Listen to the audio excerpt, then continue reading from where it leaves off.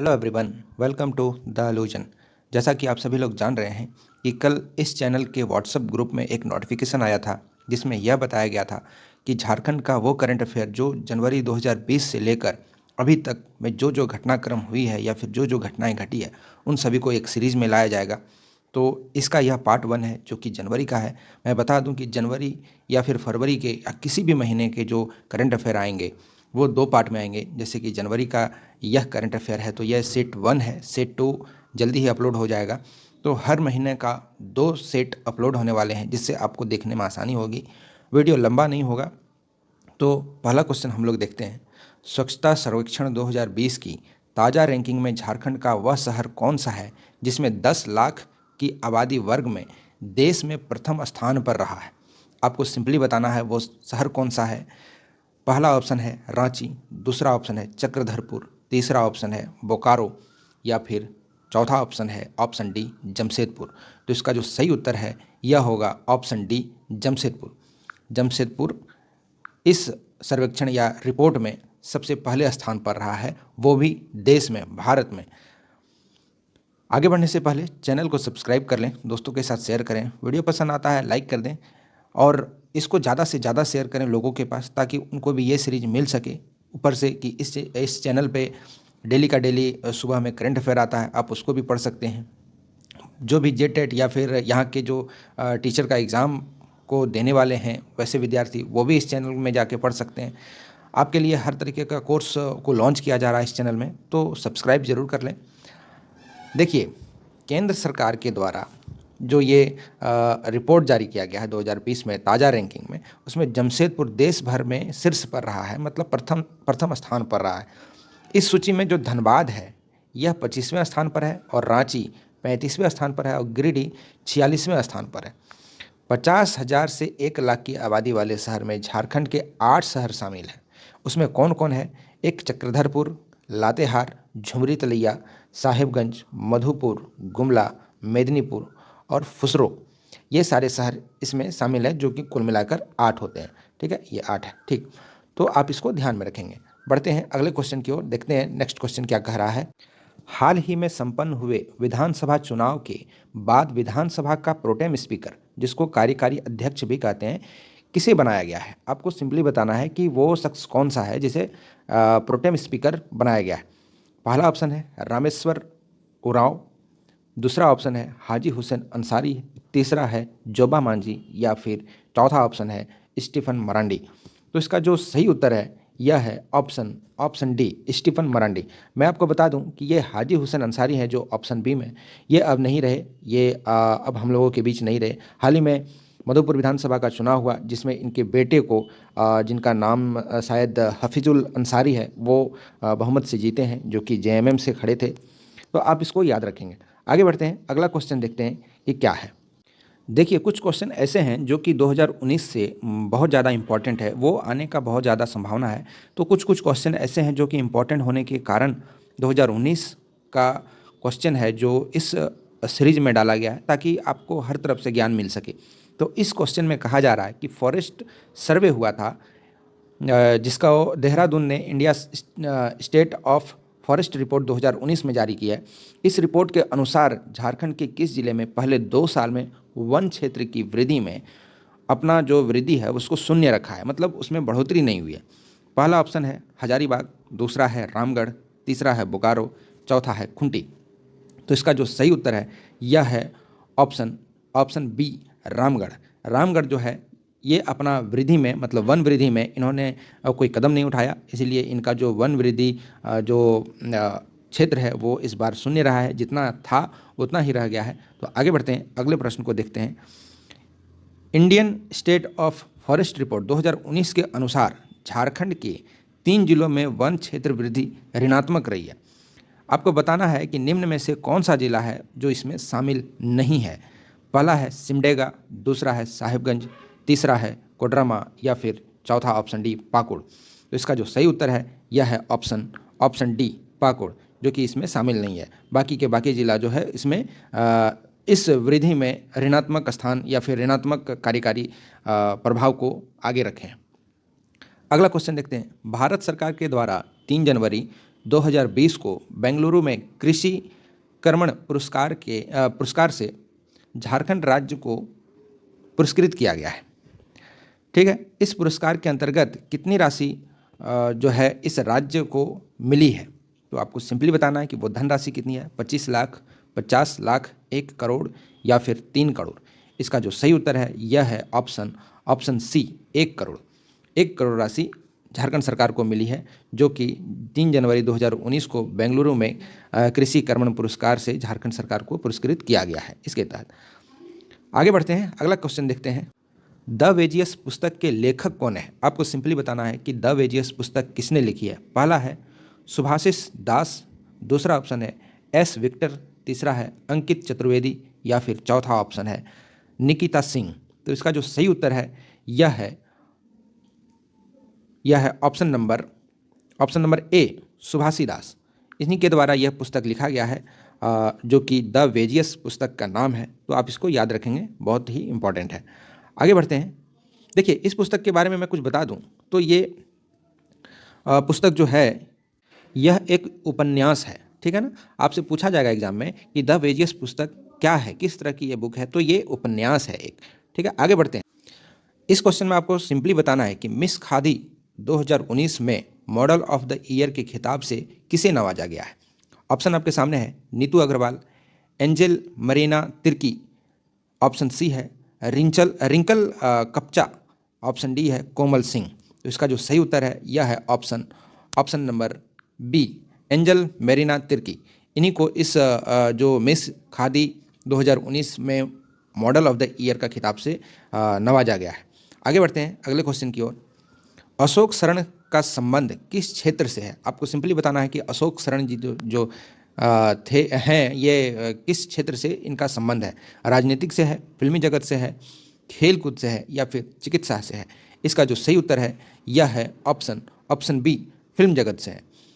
आगे बढ़ते हैं अगले क्वेश्चन की ओर। कमल सिंह का निधन 94 वर्ष की उम्र में हो गया। ठीक है, इनका निधन हाल ही में न्यूज में रहा था बहुत ज़्यादा। कमल सिंह, इनका निधन 94 वर्ष की उम्र में हुआ। आपको सिंपली बताना है कि यह कौन थे। ठीक है, यह कौन थे ये आपको बताना है। पहला ऑप्शन है प्रथम लोकसभा के सदस्य थे, दूसरा ऑप्शन है रियासती हुकूमत के अंतिम महाराजा थे, ऑप्शन सी है उपयुक्त में से दोनों थे, या ऑप्शन डी है सभी कथन जो है ये गलत है, मतलब इन दोनों में से कुछ नहीं थे। तो इसका जो ऑप्शन है सही उत्तर यह है। देखिए, ये प्रथम लोकसभा के सदस्य भी रहे हैं और रियासती हुकूमत के ये अंतिम राजा भी रहे, तो इसलिए हमारा ऑप्शन जो है ये जाता है ऑप्शन सी के साथ, उपयुक्त में से दोनों सही। आगे बढ़ते हैं अगले प्रश्न की ओर। देखिए, 80वें बार जो है 80 टाइम मतलब 80 बार ऑल इंडिया इंटर जो यूनिवर्सिटी चैंपियन है, इसमें झारखंड के किस छात्रा ने 100 मीटर हर्डल्स में राष्ट्रीय रिकॉर्ड को तोड़ते हुए अपना जो है वो रजत पद को जीता है? तो आपको सिंपली बताना है उसका नाम। इसका नाम जो है ऑप्शन में दिया हुआ है, आपको उत्तर देना है। ऑप्शन ए है सपना कुमारी, ऑप्शन बी है ज्योति तिग्गा, ऑप्शन बी है अनुराधा इक्का, ऑप्शन डी है अंजना कुमारी। तो इसका जो सही उत्तर है यह है ऑप्शन ए, सपना कुमारी। आगे बढ़ते हैं अगले प्रश्न की ओर। शिक्षा के क्षेत्र में तेजी से विकास के लिए झारखंड के किस जिले को देश भर में आकांक्षी जिलों में से तीसरा स्थान प्राप्त हुआ है? तो आपको वो जिला बताना है जो तीसरे स्थान पर रहा। ऑप्शन ए है Ranchi, option B Khunti, option C Godda या ऑप्शन डी लातेहार। तो इसका जो सही उत्तर है यह है ऑप्शन डी लातेहार। लातेहार जो है इसमें तीसरे स्थान पर रहा है। आगे बढ़ते हैं अगले प्रश्न की ओर। नेक्स्ट क्वेश्चन क्या है इसको देखते हैं। नेशनल क्राइम रिकॉर्ड ब्यूरो द्वारा जारी की गई एक नवीनतम रिपोर्ट है। इसके अनुसार मानव तस्करी के मामले में झारखंड को किस स्थान पर रखा गया है? ऑप्शन पहला जो है वो है पहले स्थान पर, दूसरा ऑप्शन है दूसरे स्थान पर, तीसरे स्थान पर या फिर चौथे स्थान पर। तो जो इसका सही उत्तर है यह है ऑप्शन ए, पहले स्थान पर। देखिए, ये खुश होने वाली बात नहीं है कि पहले स्थान पर हम लोग रहे। देखिए, ये मामला है मानव तस्करी का, जो कि बहुत ही गंदा मामला है। तो आप इसमें टॉप किए हो, झारखंड ने इसमें टॉप किया है, इसमें जबकि सबसे निचले या फिर इस रिपोर्ट में इनको रहना ही नहीं चाहिए। तो हम लोग के लिए ये बहुत ज़्यादा दुखद बात होती है। तो आगे बढ़ते हैं अगले प्रश्न की ओर, देखते हैं। सिंपली बताना है मैं बोरी शाइला उपन्यास कि जो लेखिका है वो कौन है? पहला ऑप्शन जोबा मांझी, दूसरा ऑप्शन महुआ मांझी, तीसरा ऑप्शन दशरथ मांझी या फिर चौथा ऑप्शन जनसिता मांझी, नहीं जनसिता किरकिट्टा, सॉरी मांझी मैंने कह दिया क्योंकि यहाँ पर रेगुलर मांझी है, तो जनसिता किरकिट्टा। तो इसका जो सही उत्तर है यह है ऑप्शन ऑप्शन बी महुआ मांझी। महुआ मांझी ने मैं बोरीसाइला उपन्यास को लिखा है, तो आप इसको याद रखेंगे। चलते हैं अगले प्रश्न की ओर। जनजातीय दर्शन पर अंतर्राष्ट्रीय कार्यशाला का आयोजन रांची में 17 से 19 जनवरी तक हुआ था। इस कार्यशाला का उद्घाटन किसने किया था, ये आपको बताना है। पहला है सीएम हेमंत सोरेन के द्वारा, दूसरा ऑप्शन है राज्यपाल द्रौपदी मुर्मू के द्वारा, तीसरा ऑप्शन है जनजातीय मामलों के मंत्री अर्जुन मुंडा के द्वारा या फिर चौथा ऑप्शन है राष्ट्रपति रामनाथ कोविंद के द्वारा। तो इसका जो सही उत्तर है यह है ऑप्शन नंबर बी, राज्यपाल जो है हमारे द्रौपदी मुर्मू, इन्होंने ही इनका उद्घाटन किया था, इनके द्वारा इसका इनॉग्रेशन किया गया। तो अगला क्वेश्चन हम लोग देखते हैं। तीसरे खेलो इंडिया यूथ गेम 2020 में हजारीबाग के सदानंद कुमार ने किस खेल में स्वर्ण पदक को हासिल किया है? पहला ऑप्शन है तीरंदाजी में, दूसरा ऑप्शन है एथलेटिक्स में, तीसरा ऑप्शन है भारोत्तोलन में या फिर चौथा ऑप्शन है बैडमिंटन में। तो इसका जो सही उत्तर है यह है ऑप्शन नंबर बी, एथलेटिक्स में इन्होंने अपना जो है वो स्वर्ण पदक को हासिल किया। आगे बढ़ते हैं। खेलो इंडिया यूथ गेम्स में 2020 में हुआ, इसमें जो अंडर 17 के जो खिलाड़ी थे उनमें से 3000 मीटर दौड़ में स्वर्ण पदक जीतने वाला कौन ऐसा शख्स है जो आपको बताना है। पहला ऑप्शन है सुप्रीति कच्छप, दूसरा ऑप्शन है अंकुश बडाडे, तीसरा ऑप्शन है प्रियंका दासगुप्ता या फिर अर्जुन वास्केल। तो इसका जो सही उत्तर है यह है ऑप्शन नंबर ए, सुप्रीति कच्छप। ये उत्तर सही है, जो कि जिन्होंने 3000 मीटर की दौड़ में स्वर्ण पदक को हासिल किया है।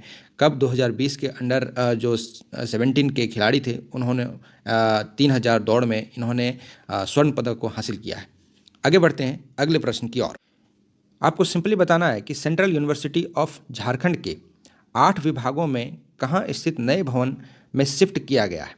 पहला ऑप्शन है रातू, दूसरा है धुरवा, तीसरा है खेलगांव या फिर चौथा ऑप्शन है चेरी मनातू। तो इसका जो सही उत्तर है यह है option number D, cherry Manatu. इनका जो शिफ्टिंग है ये चेरी मनातू में किया गया है। अगला क्वेश्चन देखते हैं। 65वीं राष्ट्रीय स्कूल जो कुराश प्रतियोगिता हुई है इसमें झारखंड ने कितने स्वर्ण पदक हासिल किए? ऑप्शन 1 है A, option B 2, option C 3, option D 4। तो इसका जो सही उत्तर है यह है ऑप्शन नंबर ए, एक स्वर्ण पदक को इन्होंने हासिल किया है। इसमें झारखंड को सिर्फ एक स्वर्ण पदक ही मिला है 65वीं जो राष्ट्रीय स्कूल कुराश जो प्रतियोगिता हुई है इसमें। तो बढ़ते हैं अगले क्वेश्चन की ओर। झारखंड ब्लाइंड क्रिकेट टीम ने किस टीम को हराकर दूसरी बार चैंपियन बना है? आपको सिंपली बताना है कि वो टीम कौन सा था। पहला है बंगाल, दूसरा है उड़ीसा, तीसरा है महाराष्ट्र या फिर ऑप्शन डी हरियाणा। तो इसका जो सही उत्तर है यह है ऑप्शन नंबर ए, बंगाल को हराकर जो है यह दूसरे चैंपियन बन गए हैं झारखंड के ब्लाइंड टीम। जो ब्लाइंड बने वो जो आँख से नहीं देख पाते हैं वैसे क्रिकेटर। ठीक है, आगे बढ़ते हैं अगले प्रश्न की ओर। ग्रीन सिटी गोल्फ टूर्नामेंट का 22वां संस्करण कहाँ पर आयोजित किया गया था? तो ये आपको बताना है। ऑप्शन है जमशेदपुर, हजारीबाग, रांची या फिर बोकारो। तो इसका जो सही उत्तर है यह है ऑप्शन सी, रांची में इस संस्करण का आयोजन किया गया है। आगे बढ़ते हैं अगले प्रश्न की ओर। फिर इसी से आपका जो पिछला क्वेश्चन था उसी से रिलेटेड है कि ग्रीन सिटी गोल्फ टूर्नामेंट के चैंपियन कौन बने हैं। इसका जो सही उत्तर है ये आपको बताना है। इसका जो ऑप्शन है यह है NK उरांव, कर्नल प्रभात मिश्रा, सुमित महतो या फिर अभय शंकर। इसका जो सही उत्तर है यह है option A, NK Oraon. NK Oraon इनमें जो है वो चैंपियन रहे हैं। अगला क्वेश्चन देखते हैं। झारखंड के लोगों की औसत उम्र कितनी है? ये बहुत इंपॉर्टेंट क्वेश्चन है, ये VVI में करूँगा क्योंकि ये अक्सर सवाल पूछे जा रहे हैं और अभी चूँकि कोविड का जो काल चल रहा है इसमें तो और भी ज़्यादा क्रिटिकल केस हो गया है। तो ये सवाल आपसे पूछा जा सकता है कि झारखंड के लोगों की औसत उम्र कितनी है। औसत उम्र मतलब जब से आप पैदा हुए वहाँ से लेकर आपने कितना दिन तक ज़िंदगी को बिताया, वो टाइम पीरियड कितना है, इसका औसत पूछा जा रहा है। तो ये ऑप्शन आपके सामने, ऑप्शन ए है 66.6 वर्ष, ऑप्शन बी है 67.9 ईयर, ऑप्शन सी है 69.6 ईयर, या ऑप्शन डी 68.6 ईयर। जिसका जो सही उत्तर है ये है ऑप्शन नंबर ए 66.6 ईयर औसत उम्र जो कि झारखंड के लोगों की है। आप देख सकते हैं कि कितना उम्र कम है। आप एवरेज में रखो तो 66 साल ही आप जिंदा रहते हो अपने लाइफ में, जबकि बहुत सारे ऐसे व्यक्ति हैं जो 100 क्रॉस कर जाते हैं। तो लाइफ एक्सपेक्टेंसी हम कहेंगे कि ये बहुत ज़्यादा कम है, ये करीब करीब आधे के करीब है, ठीक है ना। तो बहुत ज़्यादा अच्छी नहीं है, इसमें बहुत ज़्यादा सुधार करने की आवश्यकता है झारखंड सरकार को। आगे बढ़ते हैं, देखते हैं अगला क्वेश्चन। जी हाँ, ये सारे जो लगाए गए हैं पीडीएफ, वो आपको हमारे पीडीएफ में मिल जाएगा, जो कि हमारे जो व्हाट्सएप ग्रुप है आप उसमें जुड़ेंगे तो ये पीडीएफ आपको भेज दिया जाएगा। तो अगला क्वेश्चन हम लोग देखते हैं कि क्या कह रहा है कि नीति आयोग द्वारा जारी की गई लाइफ एक्सपेक्टेंसी सूची में झारखंड का स्थान क्या रहा है। ठीक है, उसमें तो हमने देखा कि 66.6 ईयर जो है वो आदमी का जो समय काल है, या फिर हाँ समय काल ही कहेंगे, औसत उम्र इतना ही है। लेकिन इसमें स्थान कौन सा रहा है ये पूछा जा रहा है। तो ऑप्शन आपके सामने है 12वीं, 14वीं, 16वीं या फिर 18वीं। ये 18वीं है, ये 0 नहीं है, आप इसको कट कर देना, ये 18वीं है, 18th। तो इसका जो सही उत्तर है यह है ऑप्शन नंबर सी 16वीं स्थान पर झारखंड रहा है। तो बहुत अच्छा स्थान नहीं है। आगे बढ़ते हैं, देखिए डॉक्टर खगेंद्र ठाकुर का संबंध किससे है। साहित्यकार थे, खिलाड़ी थे, संगीतकार थे, या ये सिनेमा बनाते थे। इसका जो सही उत्तर है यह है ऑप्शन नंबर ए साहित्यकार है। ठीक है, इनका जो मृत्यु हुआ है यह हुआ है 83 वर्ष के ये हो चुके थे तब इनका निधन हुआ, और यह गोड्डा के निवासी थे। आपको ये याद होना चाहिए कि ये गोड्डा के निवासी थे। ये कभी कभी पूछ भी दिया जाता है, नहीं पूछे तो आप अपने नॉलेज के लिए इसको याद रखें। आगे बढ़ते हैं अगले प्रश्न की ओर। डेयरी वुमेन जो हुआ था, सॉरी मैं क्वेश्चन थोड़ा मैं पढ़ लूँ उसके बाद मैं बताता हूँ कि dairy women of the year award 2020 में जो दिया गया, इसमें किसे सम्मानित किया गया। ऑप्शन ए है निकिता कुमारी, ऑप्शन बी है मनोरमा देवी, ऑप्शन सी है सुनीता देवी, ऑप्शन डी है एवलिन एक्का। तो एवलिन एक्का तो नहीं है, ना ही मनोरमा देवी है, ना ही सुनीता देवी है। इसका जो सही उत्तर है यह है ऑप्शन नंबर ए निकिता कुमारी। ये आप याद रखेंगे। आगे बढ़ते हैं अगले प्रश्न की ओर। कन्हार बराज जो बहुत ज़्यादा न्यूज में रहा था, और ये जो क्वेश्चन है ये आपको भूगोल में पूछा जा सकता है, जो ज्योग्राफी का पार्ट होगा, और ये मैप बेस्ड क्वेश्चन भी आप कह सकते हैं क्योंकि बहुत ज़्यादा ये न्यूज़ में है। और प्रश्न ही ऐसा है, कन्हार बैराज प्रोजेक्ट जो है इसका संबंध झारखंड के किस जिले से है। इसके साथ बहुत सारा फैक्ट है जो मैं आपको बताऊंगा। पहला है पलामू गढ़वा में, गुमला सिमडेगा, खूंटी रामगढ़, या गोड्डा और साहिबगंज। तो इसका जो सही उत्तर है यह है option number A Palamu Garhwa. एक और मैं बात बता दूं, देखिए ये जो कन्हार है, कन्हार बैराज एक तो बन ही रहा है, लेकिन कन्हार एक रिवर भी है। ठीक है, ये एक नदी भी है जो कि सोन नदी की सहायक नदी है। ये कैसे बहती है, ये नीचे से ऐसे बह के जाती है और इधर से सोन नदी बहती है। तो ये जाकर कुछ इस तरीके से सोन नदी में ये मिल जाती है, और ये सोन नदी की एक ट्रिब्यूटरी है, मतलब इसकी एक सहायक नदी है। ठीक है, और इसके साथ एक और फैक्ट मैं आपको बताऊं, तो जब ये नीचे की ओर ऐसे करके ढलान में आती है, मतलब ये बहते हुए जब सॉरी ये नीचे तो नहीं आती है बल्कि ऊपर जाती है, तो ये जब इधर से बहती है तो ये जो इसकी रेखा बनी है, इसके इधर, इसके इस साइड पर छत्तीसगढ़ है और इसके इस साइड पर झारखंड है। तो आप कह सकते हैं कि ये एक बॉर्डर का काम करती है, और इसी पर हम लोगों ने झारखंड और छत्तीसगढ़ को मैपिंग के द्वारा अलग किया हुआ है, या फिर अपना बॉर्डर माना हुआ है कि नदी के इधर छत्तीसगढ़, नदी के उधर झारखंड। मैं आपको ये मैप में भी दिखा देता हूँ, आप ये देख सकते हैं मैप। ये है सोन नदी जो कि आप देख सकते हैं, ये सोन रिवर है, और ये जो नदी बहते हुए जा रही है ये है हमारा कन्हार। और कन्हार प्रोजेक्ट जो है वो कहीं इस जगह पर बन रही है जो कि हमारा पलामू और गढ़वा डिस्ट्रिक्ट के पास में है, या फिर इससे संबंधित है।